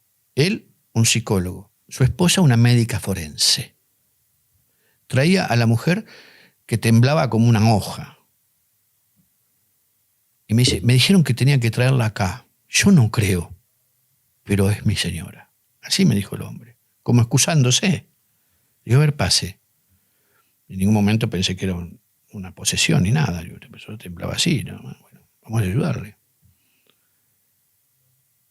Le hago pasar a la iglesia, porque hay un pasillito que da hacia al lado izquierdo a la puerta que conduce a la parroquia. Y cuando abro la puerta esa y le digo que pase, la mujer se toma del borde de la puerta, me mira y con otra voz me dice, ahí donde fuiste no está enterrado tu padre. Fuiste en vano, inútil. O sea que, un inciso, los demonios cuando te tienen cerca reconocen que eres un exorcista. Sí. Por eso se dirigen a ti. Mire, cuando le hablo de las posesiones encubiertas o las posesiones... Yo he caminado por la calle y me he cruzado con gente que gruñía. Me gruñeron. ¿Y lo veías tú o lo veía todo el mundo? No, los posesos lo ven. El poseso reconoce al exorcista. Entiendo. Cuando esta persona me dice eso, yo me di cuenta que estaba ante una posesión sin lugar a dudas, porque yo no le dije a nadie de mi viaje, fue en total secreto, ni a mi equipo. Te das cuenta que era un hecho muy personal, muy particular. Buscar a mi padre. No tiene nada que ver la parroquia, ni mis asistentes, ni nada. ¿Y tú mismo como exorcista puedes ser poseído? No. No hay manera. No. Esa es la gracia que Dios me ha dado. Yo no le tengo miedo al diablo. Claro. Pero sé que el diablo tiene cuidado de mí. Y esto que se ve a veces en series, en películas, que no sé si es ficción o es cierto, que a lo mejor una persona poseída empieza a hablar en otros idiomas o empieza a escupir clavos o de este tipo de cosas. Esto ocurre, se manifiestan de esta forma. Escupir elementos se llama materialización. Y no solamente pueden ser clavos, yo tengo un clavo de una persona, sino a veces son comidas que no se han comido en días, por donde pudo haber venido un conjuro. Es decir, ¿cómo se explica usted que una persona que hace 9 días no comía fideos, al momento del exorcismo vomite fideo con salsa?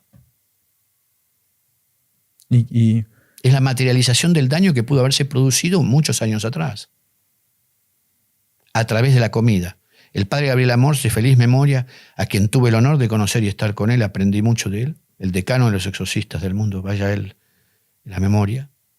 Él habla de las comidas y las bebidas pasibles de brujería. Yo lo he probado. Puede también que una persona vomite sangre. ¿Y cómo va a vomitar sangre?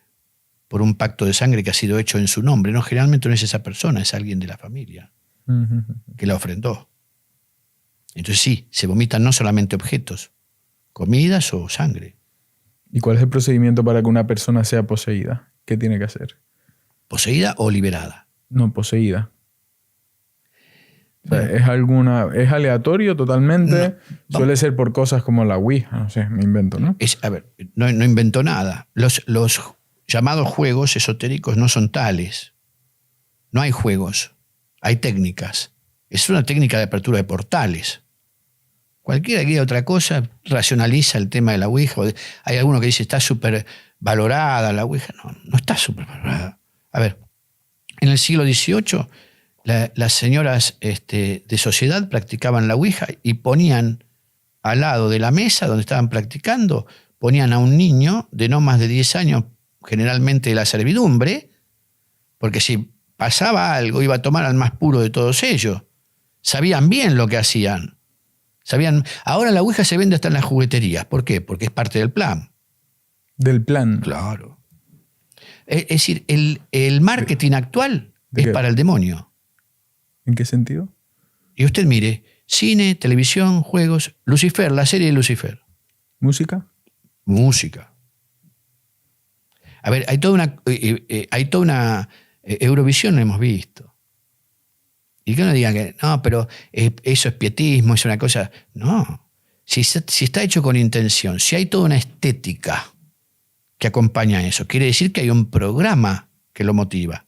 Hay una estrategia que lo quiere difundir, que lo quiere divulgar. Y esto es lo que hablábamos antes, que hay personas colocadas en posiciones estratégicas que están guiadas por el demonio para conseguirlo desde... Como si estuviera yo, por ejemplo, tratando de a toda mi audiencia introducir un mensaje en pro del mal. Exacto. Pero es así. A ver, arriba de todo no hay ateos, ¿eh? No hay ateos. Y hay una cosa que es puntual. ¿Qué le dice el demonio a Jesús en el desierto? Todo esto te daré si de rodillas me adorares. ¿El poder ligado a qué? A la adoración satánica.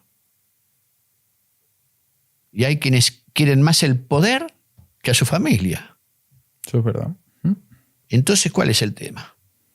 Hay toda una estrategia por implantar la simpatía con el mal. Mostrar naturalizar el mal. Mostrar el satanismo como una opción cultural. ¿Desde cuándo? Si ni siquiera es una religión, porque el término religión se supone religare, volver a unir, ¿qué? Al hombre con su sentido. ¿Con qué sentido une el satanismo a las personas? Con el sinsentido.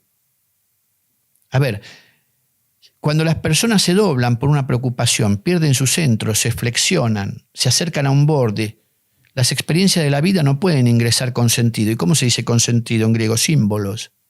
Por eso el símbolo otorga sentido. Ahora, cuando la persona está cerca de un borde, porque el diablo genera preocupaciones exageradas porque la batalla es con la mente, en el alma, no en el espíritu. La batalla es en el alma. Cuando se acerca a ese borde, sus experiencias ya no ingresan con armonía para que las pueda él reflexionar. Porque la reflexión es la vuelta al centro. Si esta es la flexión, la otra es la reflexión. Llamemos a esos bordes lo económico, lo afectivo, como quiera usted llamarlo. Entonces, en el momento de la flexión, las experiencias quedan fuera y se pierde el sentido. ¿Y cómo se dice sin sentido en el mismo idioma? Diabolos. Qué curioso. O sea, lo diabólico es la invitación a la pérdida del sentido. Y toda esa batalla se produce en la mente. ¿Y dónde está el alma? Si hablábamos antes sobre la herencia del demoníaco, en la sangre. El alma está en la sangre, circula dentro de nosotros. Por eso tiene que ver con nuestros ancestros y con todo. No estoy en nada de acuerdo con los que dicen que no tiene valor la constelación familiar. Tiene todo el valor, porque trae respuestas importantísimas para las personas.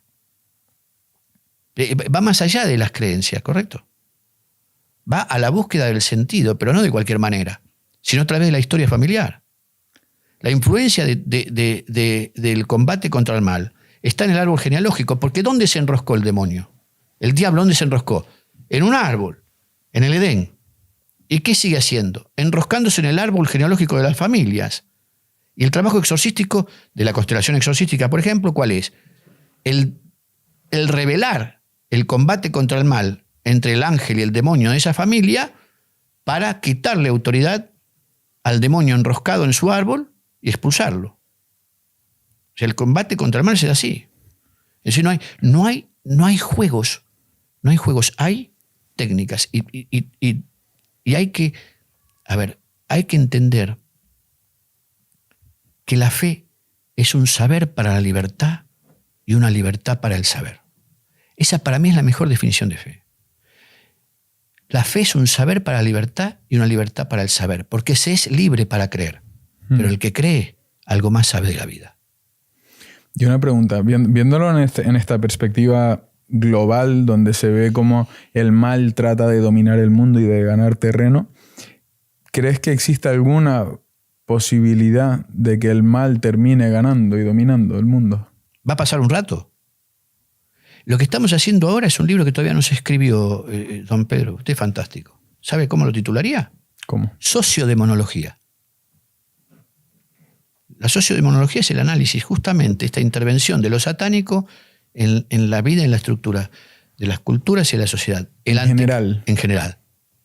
O sea, que se implante y sea un estándar prácticamente. Exacto. El anticristo viene. Y el anticristo es una persona, que no quepa ninguna duda. Es una persona que asumirá como presidente del mundo. Esta es la figura de la que habla el Islam, el Dajjal, creo que se llama. De repente, sí. Bueno, uno que le falta un ojo. Por ejemplo. Bueno. Pero el anticristo, como persona que ya nació, va a asumir el control del mundo. Ya nació. Y se está preparando todo para que se asuma ese control. Pero no se sabe quién es. No. Pero a ver, hay pistas. ¿Cómo es el edificio donde se reúnen los eurodiputados? En Bruselas. ¿Cómo es la forma de ese edificio? Pues ahora me pillas fuera de juego. La Torre de Babel. ¿Qué simboliza esto? La confusión. La búsqueda por usurpar el cielo. Porque el pacto ya no es con Dios. Es del hombre consigo mismo. Y el hombre nunca puede ser la medida del hombre.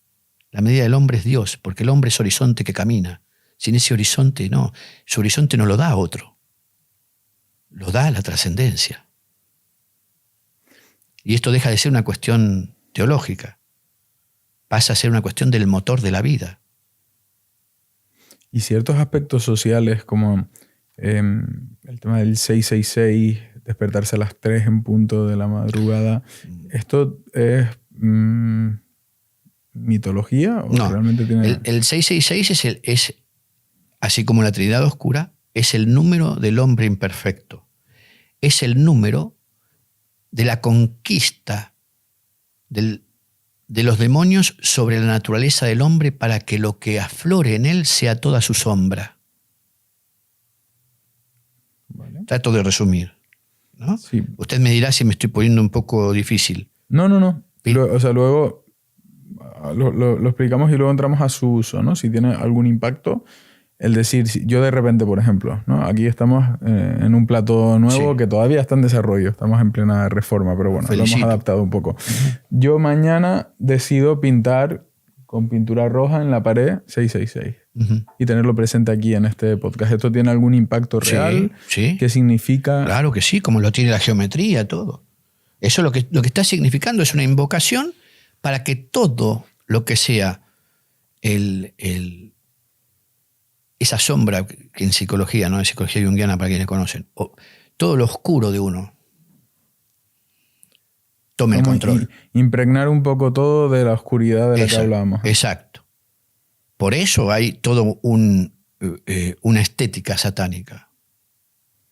Es interesante el tema de la simbología. Aquí a veces hemos tratado podcast de masonería, de Illuminati. Lo sé, y muy bueno, señor, lo felicito. Muchas gracias. Ay, por favor, usted es un ídolo. Y es bastante curioso, ¿no? El tema de la simbología, de cómo se usa, de la importancia que se le da. No hay ingenuidad en eso. Es decir, es importante y a veces es hasta decisivo. La forma en que se consagra un lugar, con qué imágenes, con qué pinturas, con qué señales, ¿no? Con qué saludos. Todo puede decirlo. Despertarse a las 3 de la mañana, que algunos dicen es la hora en la que Jesús murió y eso. No es así. No es esa la hora de eso. No importa eso. Porque si es la inversa, a las 12 o las 3 de la tarde, a las 3 de la madrugada. No.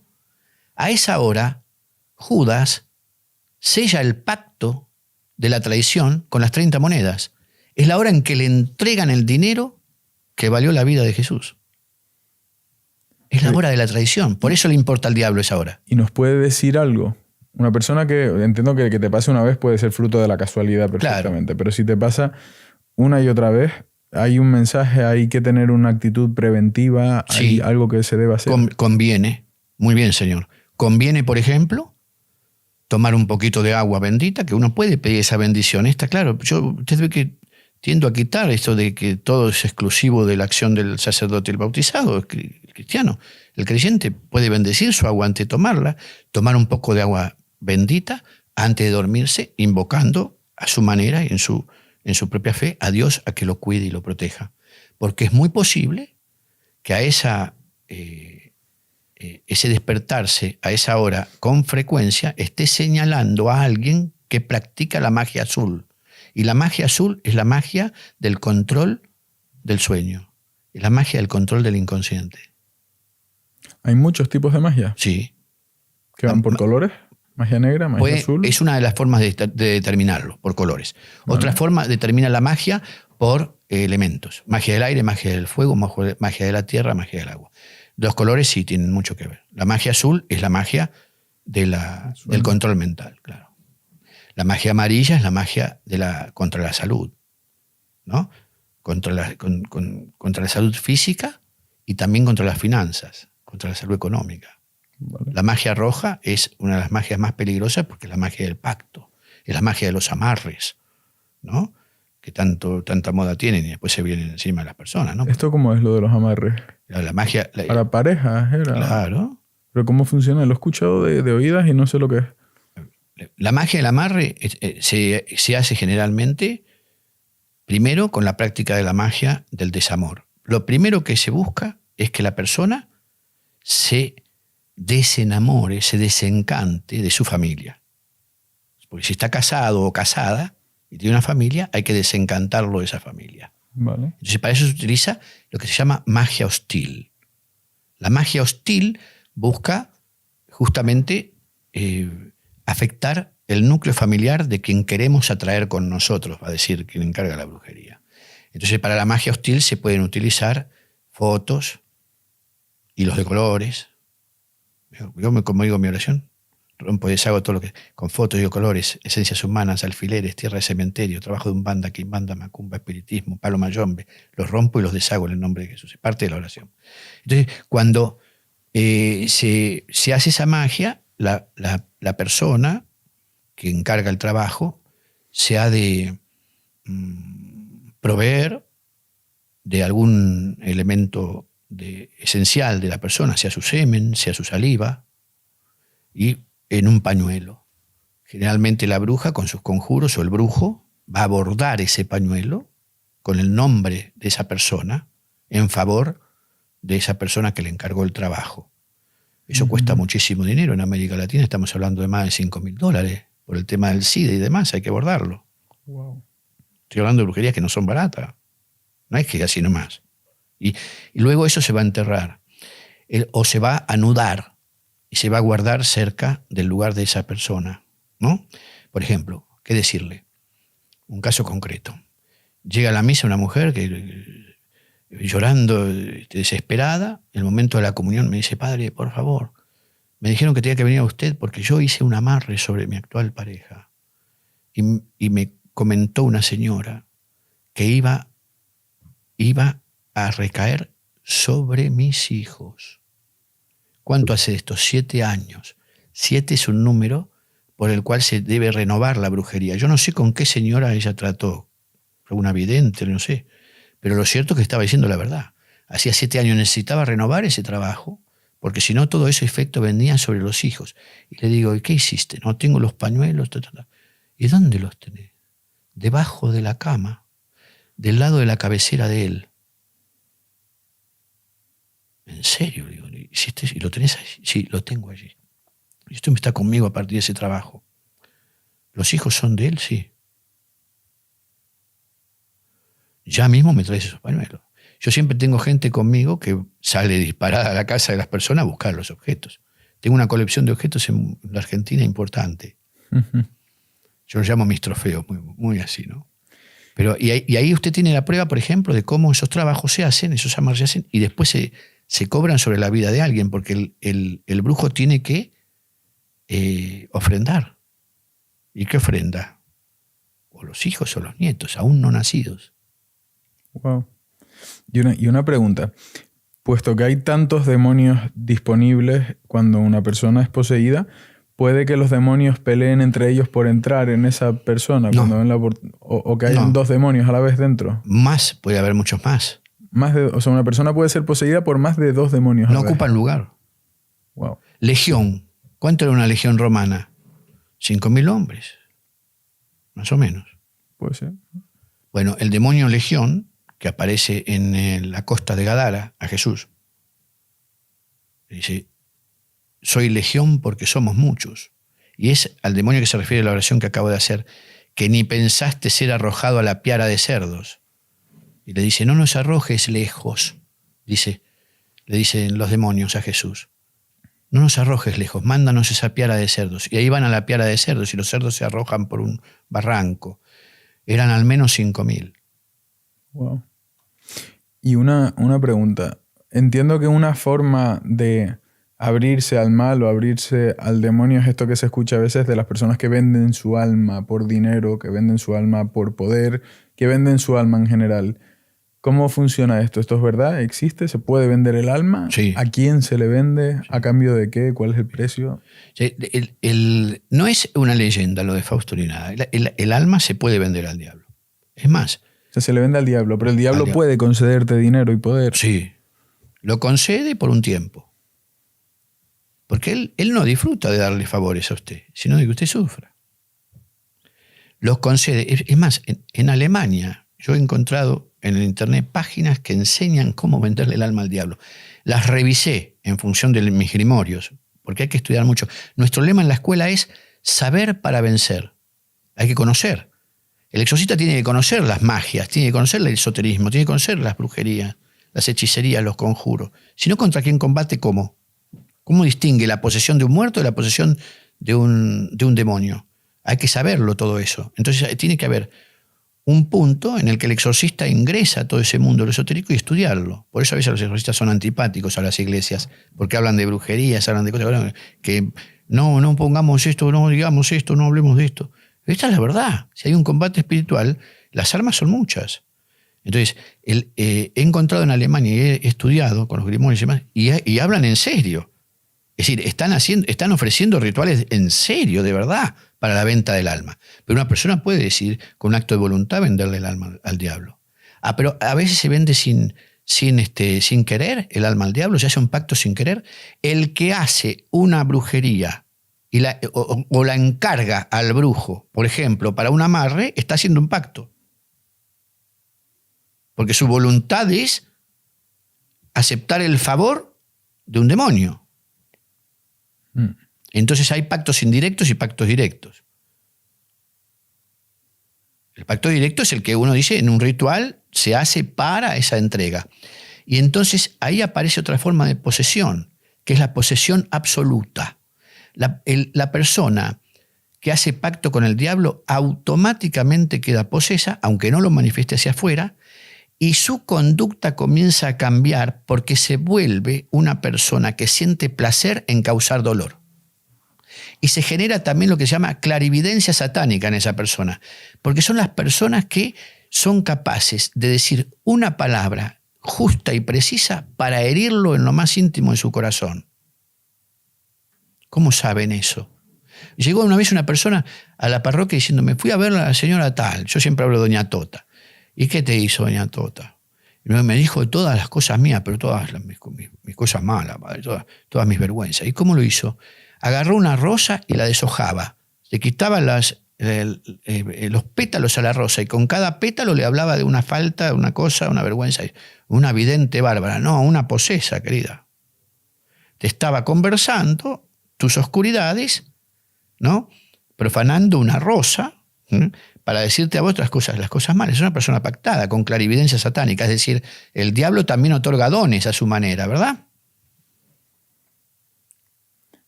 Una pregunta. ¿Cómo puedo saber si tengo un amarre? Porque va a sentir que no está en el lugar que debe. Estoy junto a esta persona, pero no es mi lugar. No me siento feliz. Estoy como impulsado a estar a su lado, pero no me completa. No, pero siempre estás al lado de esa persona. No puede, o sea, ahora mismo no podría una persona que nos está viendo tratar de hacerme un amarre porque no tiene sentido. No. Claro, porque no está contigo directamente. No. O sea, no es como... Claro. Pero sí te pueden hacer, por ejemplo, un mal de ojo. Y sí, aquí el mal de ojo tiene otras connotaciones que las que tiene en América Latina. Que el mal de ojo es abarcativo de toda forma de desgracia. Y sí, y se puede hacer con la mirada también. O sea, que cuanto más expuesto estás, más te arriesgas a que te hagan un mal de ojo. Por eso hay que cubrirse. Yo lo que le he dado no ha sido caprichoso, es para que usted lo tenga y lo lleve con usted. El detente y lo lleve con usted. Son elementos que el diablo bien conoce y no se acerca. Es San Benito, el patrono de los exorcistas. En el caso de don Francisco, San Miguel Arcángel y su ángel de la guarda. A ver. Esto me protege de los haters, entonces. Sí. Muy bien. Créalo. Sí. Pues bien. Es más, mire lo que le digo. Atiéndame bien. Y a don Francisco también. Los cubro con la luz de Cristo resucitado, para que solo ingrese a ustedes lo bueno, bello y saludable que permite la gracia de Cristo Jesús. Amén y amén. Muchas gracias. Esta declaración que acabo de hacer, si ustedes después quieren lo desgraban, es una declaración para filtrar con esa luz divina toda intervención espiritual, toda envidia, todo daño. ¿Me sigue? Porque quiere decir que aquello que no sintoniza en la frecuencia del amor, de la paz y de la salud, no ingresa. ¿Ve? Cada tanto repítala para actualizarla, pero ya la tiene con usted. Bendición es más que decir una buena palabra. Es cubrir, llenar, planificar y hacer rebosar todos los potenciales de aquello que corresponden a su diseño divino y al diseño divino de don Francisco, dados por Dios para su vida. Y lo que el diablo ataca es el diseño divino. Hemos sido hechos con un diseño de felicidad, salud, abundancia, prosperidad, justicia, paz, en todos los sentidos. Así nos quiere Dios. Entonces el diablo va a actuar contra ese diseño divino. Ahora, si usted está cubierto por esa luz que filtra todo aquello que no se corresponda con lo que Dios quiere de usted, imposible pasarlo. Antes de terminar el podcast, antes mencionabas que dejaste de contar los exorcismos en el 1200, entonces entiendo que tendrás un montón de vivencias y anécdotas, a lo mejor 2 o 3 que estén en tu ranking de decir, wow, esto es lo más impresionante que he visto en mi vida, en mi trabajo, en aquello a lo que me he dedicado, estos son momentos que me han marcado de verdad. Bueno, mencioné no caprichosamente ese primer exorcismo de esta jovencita. Mm. Y mencioné a un niño, porque también lo tengo muy presente, un pequeño de 6 años, que llega a nosotros después de haber pasado, me lo comunica un diario de tirada nacional de la Argentina, que yo escribí ahí unas columnas, que le habían escrito a ellos porque no encontraban dónde ayudar al nene, que presentaba ataques de furia y demás, y los curas que habían visto le habían dicho que lo llevara al psicólogo. No niego el trabajo del psicólogo, lo asumo, pero quiero decir que no todo pasa por allí. Entonces me llama del diario y me dicen, ¿lo recibirías? Digo, sí, pero es un niño sin nada de cámara, sin ninguna cosa, ni voy a escribir sobre este niño después, así que si ustedes lo quieren, que sea un acto de bien de ustedes. Bueno, no, es una mamá que está desesperada, listo. Recibo a la mamá y al nene. Esa mamá entró al exorcismo. Por supuesto no se filmó, pero vi el único caso de mis más de 1.200 exorcismos donde una persona levitó, se levantó del piso, don Pedro, se levantó del suelo y flotó a 15 centímetros durante alrededor de 4 o 5 minutos. Flotó en el aire. Sí, estaba acostado sobre la colchoneta. La madre estaba ahí. Hubo que asistirla porque casi se desmaya. Yo tengo en mi parroquia ya muchos asistentes y acá también, pero quiero decir que por eso nunca estoy solo. Este niñito se levantó del piso, flotó, hablaba en algo extraño, yo arameo no sé, pero sonaba como el arameo, y de repente en castellano dijo, tengo sed. Con otra voz diferente. De un hombre mayor. Así. Tengo sed.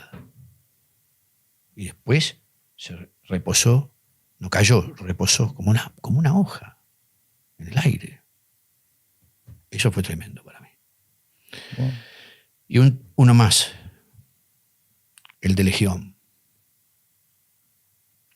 Yo me encontré con ese grupo de demonios de que le mencioné, pues yo lo tengo tan presente, en una joven que estuvo internada muchos años en psiquiátrico, sufriendo el padecimiento de la posesión. Y ahí estaba Legión. No pensé que me iba a encontrar con eso. Mire, yo creo en los ángeles por dos circunstancias. Voy a contar esta que tiene que ver con el exorcismo y luego le digo la otra. Por eso a las personas les digo, no adore su ángel, pero agradézcale que le salva de peligros que nunca se enterará y pídale los favores de Dios a sus ángeles. Mire,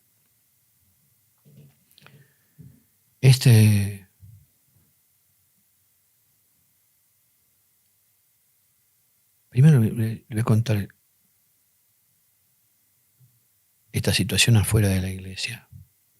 Una mamá que había perdido a su bebé, nacido hacía 15 días. Era fiel de la parroquia y el esposo también, un gran hombre. Me llama el esposo a la parroquia. Me dice, se acaba de morir el nene.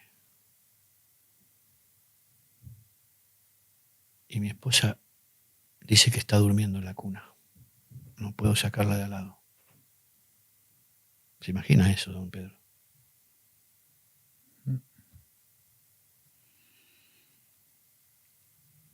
Llamé a varias señoras de la parroquia para que me acompañen. Llegamos hasta allá. Ay, padre, viniste, el nene está durmiendo.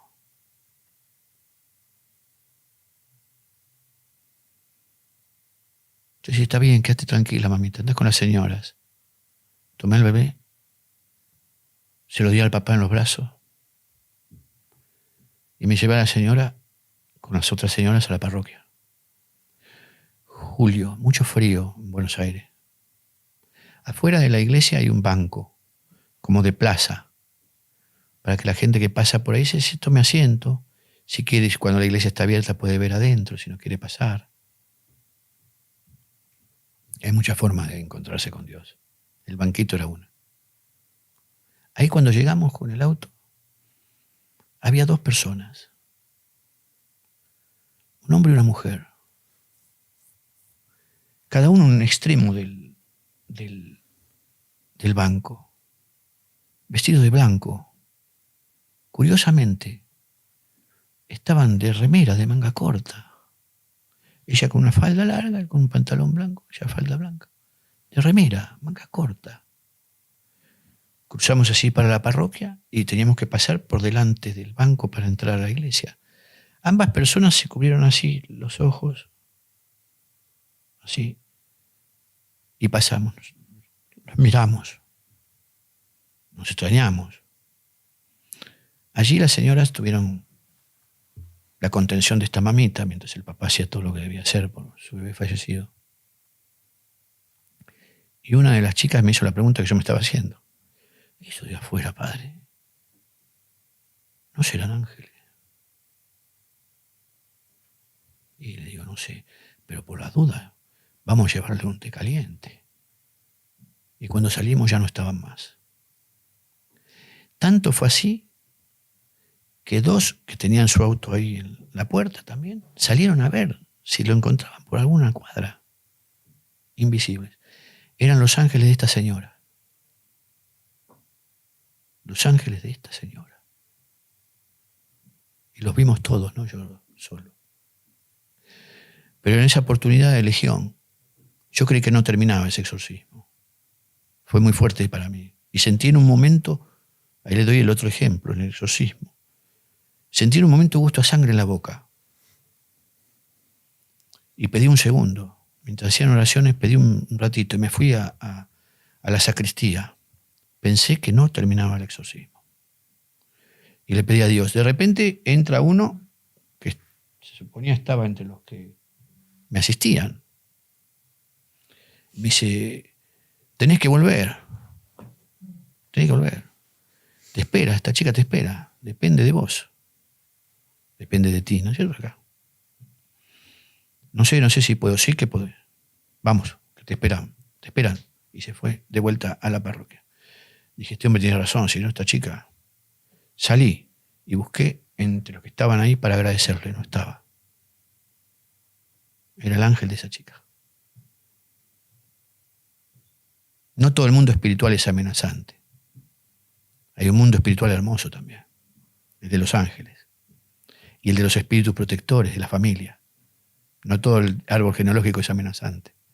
Hay espíritus protectores que a veces se manifiestan en sueños, que son de parientes que nos quieren ayudar. Y el ángel no posee. El ángel es delicado. El ángel ofrece la intuición. Y aquí hay una pista. Cuando tu intuición está ligada a la paz, estás delante de una verdad que te indicó el ángel.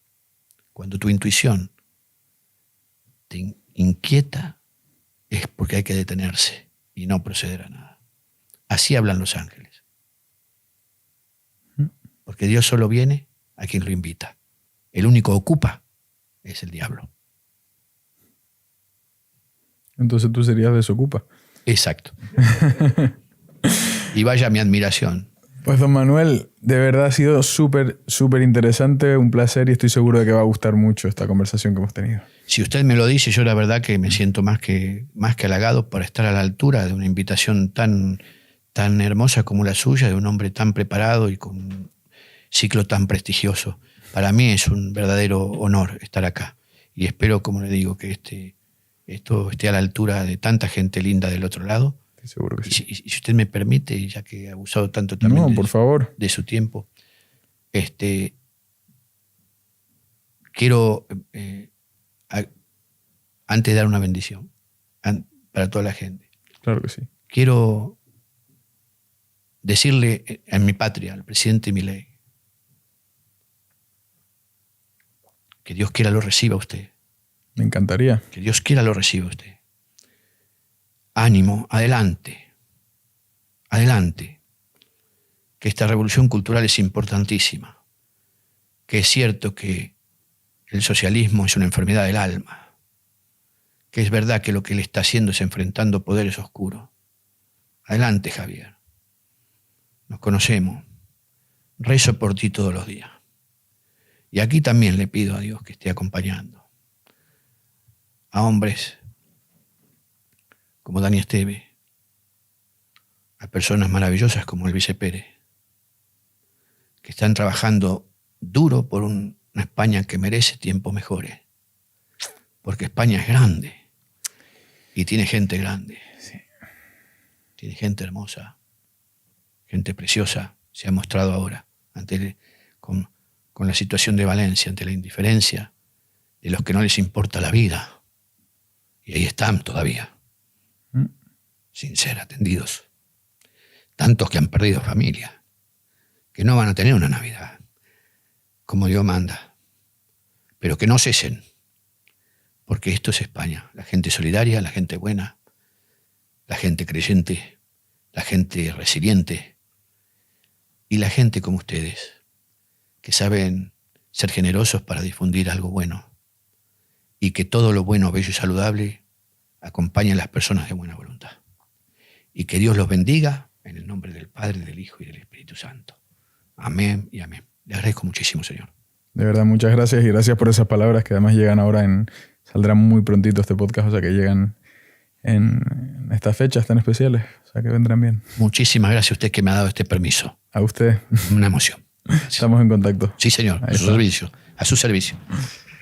Qué buen podcast.